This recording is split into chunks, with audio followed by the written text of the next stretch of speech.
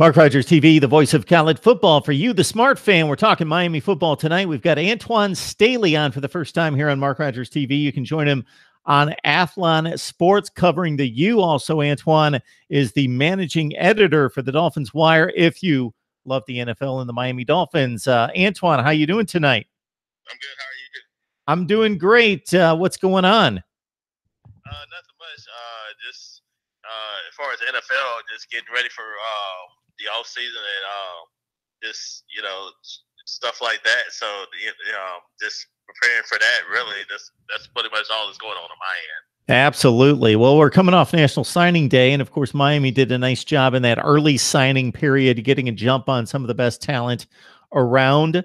I guess maybe the downer was that Miami was not able to close the deal on one of those two cornerbacks from American Heritage High School, Tyson Campbell and Patrick Surtain. Also lost out on Josh Jobe, who was an earlier commit, lost to Alabama. Just your thoughts about the signing class? I thought it was definitely a really good class. Even if you factor in the cornerbacks that they missed, I never really thought Surtain was going to sign with Miami. It seemed like he was just kind of, he was always Miami always targeted him, but it never seemed like that he favored to go to Miami. It was either FSU or Alabama or LSU or things of that nature. So I just never got the sense that he was going to go to Miami.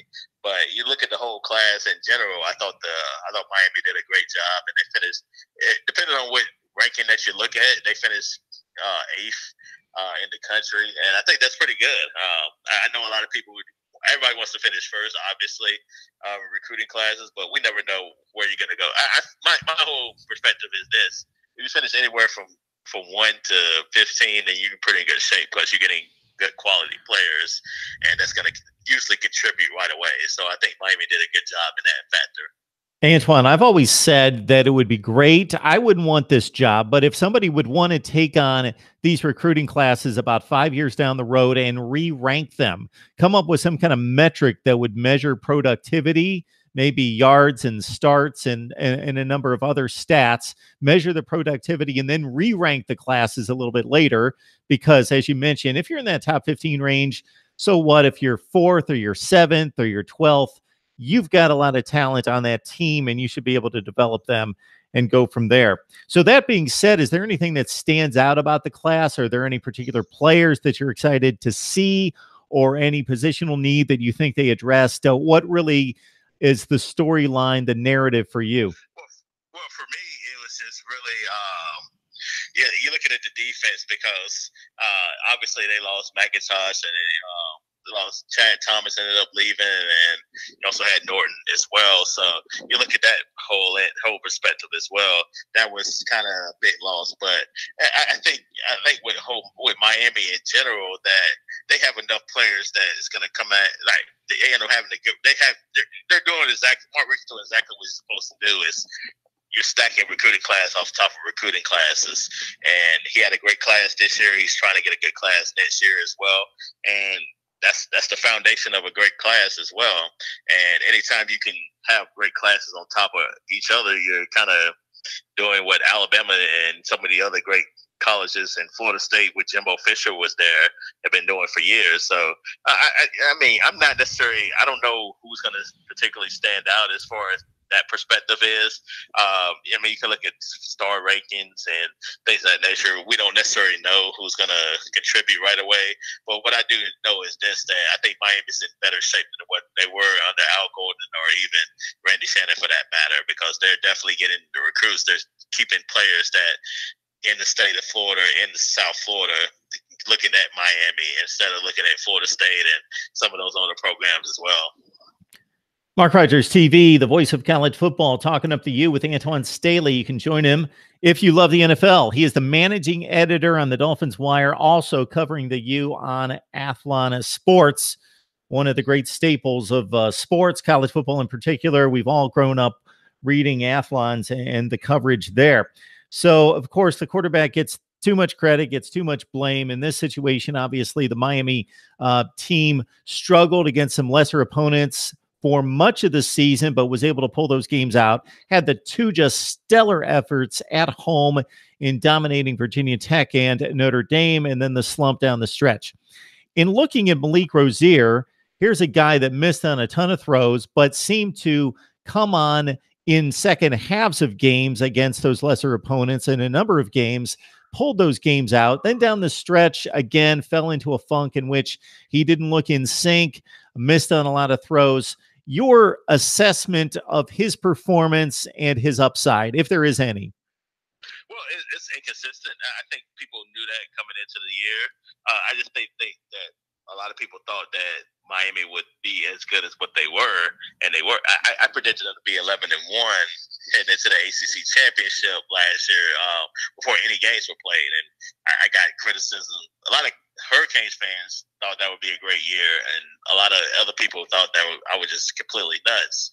And they would have been 11-1 had they played that game against Arkansas State, ended up losing the game against Pittsburgh, and then obviously they lost to Clemson in the ACC championship, and then Wisconsin in the Orange Bowl. But you look at the whole perspective of the whole season, yeah, I thought it was a good quality year for the Hurricanes. And Malik Rozier, I mean, he is what he is. A lot of people, they didn't want to play N'Kosi Perry right away. They didn't feel like they had a lot of young guys at that position, and they feel like Rozier was the most polished and ready to go out there, especially considering how good their defense was.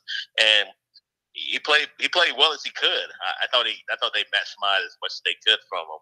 Now going forward, yeah, then you got Perry coming in. He's going to be a redshirt freshman, and he had a year under his belt getting under the program, and he's going to compete with Rozier for the starting job. And it's going to be interesting to see can he win that, because he's the kind of quarterback that Mark Richt wants to be the starter. He's somebody that can also move in the pocket while also making accurate passes as well.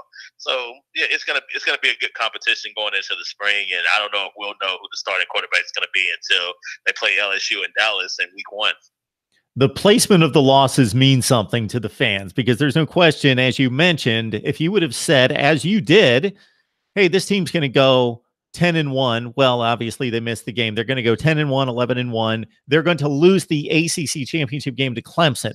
Most Miami fans would have been, okay, that sounds like a ton of progress. We're in good shape. We like that season, but because of the way it went down, you run off 10 consecutive wins. You set yourself up for the playoff aspirations. You lose to Pitt. You get thumped in the ACC championship game, and then it turns into a different narrative for the fans right there. You brought up Arkansas State. What is going on with this situation with Arkansas State? And there's a suit out with Arkansas State suing Miami for dropping the game. Is there anything really to this? Well, Miami didn't play the game, so Arkansas State decided to sue them, and the Hurricanes hadn't paid. They feel like the Hurricanes owe them money for the game, and yeah, I mean, that's kind of how it goes down. So I don't feel like it should be a case because it was a natural disaster. It was not that Miami might have not wanted to play the game, but they were willing to play the game because it was on the schedule. So, but the fact of the matter is, it was a hurricane. It was Hurricane Irma ended up hitting Miami, hitting them hard, and they didn't want to. And I understand from Arkansas State's perspective that they offered everything they could for the University of Miami. But the fact of the matter is, a lot of these kids have families down in South Florida. They didn't necessarily want to leave during that catastrophic disaster. So they decided, yeah, it's just better off we don't want to play. And it's a non-conference game. That was more or less the big thing there. So, yeah, I get it from Miami's perspective, but also get it from Arkansas State's perspective as well. You got a school like the University of Miami that brings some constant income, and you want to get paid for a game that was not played. But I just think the whole thing, especially on Twitter, we're talking about Miami and kind of slandered them a little bit, calling them a party school, which I don't think that's very accurate because just because it's in Miami doesn't necessarily mean it's a party school. Miami is if you look at, academics, Miami is the best college in the state of Florida. So I don't think calling them just typically a party school is very accurate. So it's just kind of a lot of mudslinging going on right now. So it's going to be interesting to see how that all plays out. We've got Antoine Staley on the line from Athlon Sports covering the U. He also covers the NFL, the Miami Dolphins for the Dolphins Wire. He is the managing editor right there. in looking at 2018, of course, we're going to see the guys on the field this spring and see positional battles then on into August. Your thoughts about this team in regards to what are maybe some areas that you are concerned about, or at least have some question marks about right now? Definitely the defensive line. You lose a lot of players. You lose Chad Thomas. You lose Ken Norton. You also lose RJ McIntosh as well. So that was definitely a strength for the Hurricanes last year, and now it becomes a weakness. And now you lose your defensive line coach and Coach Cool, who ended up allegedly is going to Alabama. That hasn't been official yet, but it appears that's going to be the case. But he did leave the program earlier this week. So, and he also interviewed for the Tampa Bay Buccaneers defensive line job. So, yeah, I think that's definitely a huge concern, especially in the ACC, where we go against a lot of top quality running backs and offenses each and every week.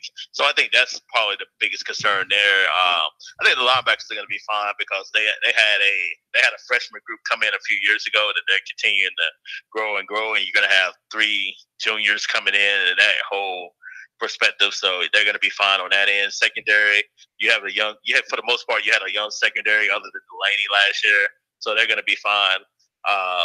Running back, you end up having to replace Mark Walton, but they ended up doing that with Meyer last year, which is going to be fine. And wide receiver Braxton Berrios ended up leaving, but I think they're going to be fine. They're going to be fine on that end and offensive line. But really, the biggest concern for me is really the defensive line, and can they continue to stop the run on a regular basis? Can they having the hard? Can they continue that pressure and continue and can they continue to have the same kind of pressure that they had last year? That's really my concern going forward. Mark Rogers, TV talking Miami football. We've got Antoine Staley on the line from Athlon Sports. Join him there in his coverage of the U and also the Dolphins Wire, the NFL platform right there. He's the managing editor of the Dolphins Wire. If you go back to Mark Richt's first season at Miami, of course, 8-4, then very impressive in the bowl win against West Virginia. Last season, we know what happened. They take the step up. They win the Coastal. They get to an ACC championship game. And yeah, it ended ugly in the last 3 games. But considering all of that and where they've recruited the last few seasons, your expectations, at least early on, not going to hold you to these, no prediction or anything like that, Antoine. Because if you're anything like me, you hold out on those predictions until like the Thursday before the season starts. But just your thoughts about where these expectations should be, considering the status of the program, the coach you've got in play, the recruiting classes, and everything coming back. Well, I think Miami is a contender in the ACC. I definitely think right now they're the favorite to win the Coastal. I think Virginia Tech is probably the only team, at least on paper, that could challenge them. And they have issues as well, but they'll have a starting quarterback coming back in Josh Jackson, who's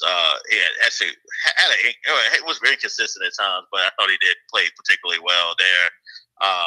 But the game is in Blacksburg, so I think that's going to be kind of a swing game there. Whoever wins that game, I think, is going to win the ACC Coastal. But you look at Miami. Obviously, they got Florida State coming to South Florida. They got North Carolina coming to South. They have a lot of favorable games going forward. Obviously, I don't think the LSU game, whether they win or lose, is going to determine their season. I know a lot of people want Miami to be in the national championship picture. I don't think that's going to be the case. They don't play Clemson, so until the ACC championship. So I think they can set themselves up for a really good year. It may not be what Miami fans expected winning the national championship, but we're talking about a team that has not won a conference championship since they joined the conference.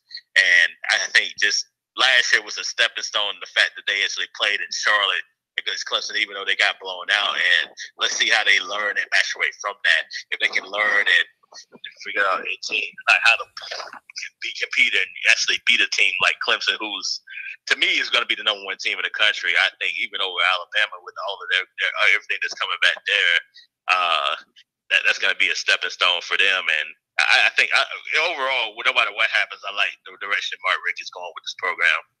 Yeah, Miami fans have to think, why don't we own this division? We've seen Duke jump up and grab a division title. Georgia Tech's done it. North Carolina's done it recently. Everybody done it Pretty except much Virginia. everybody in the division's been good at some point. And at one Yeah, point, a couple of years ago, when Miami wasn't that good, the entire division was like 7-5. It just yeah, wasn't a very good division. But we've seen a couple of teams jump up and be good for a year or two.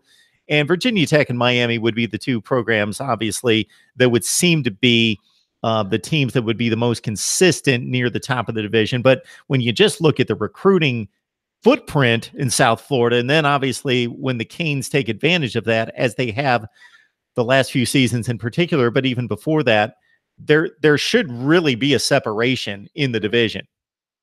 yeah. It should be, considering all the assets and the resources that they have. But the fact of the matter is, other teams have been picking from, and including Mark Richt when he was at Georgia, picking from the Hurricanes, the recruiting base. So yeah, that's kind of what it boils down to. You have to be able to keep the best players in the state and keep it in your area, and that's something that they had not been able to do. And Alabama, that's something that Alabama has been able to do. They've been able to grab South Florida talent. You look at Calvin Ridley, who's going to be a top 10, 15 pick in the NFL draft from Deerfield Beach. He's somebody that, I mean, you look at like, how do you let somebody like that get out of the state? So it's I mean, it's a definitely interesting dynamic, but I think Miami is learning ways to keep players in the state, and it's all about winning. If you win consistently, then players are going to want to stay home and play in front of their families. But if you're not, and also not putting out NFL talent, then they're going to go elsewhere. And Alabama and Nick Saban has proven that not one, they win, and two, they put out NFL talent, and that's where players are going to gravitate towards. Antoine Staley joining us from Athlon Sports to talk Miami football. Antoine, first time on Mark Rogers TV. We appreciate it. Enjoyed the discussion. Hopefully you can come back sometime. Yeah, no problem. All right, Antoine, we're all set. All right, then.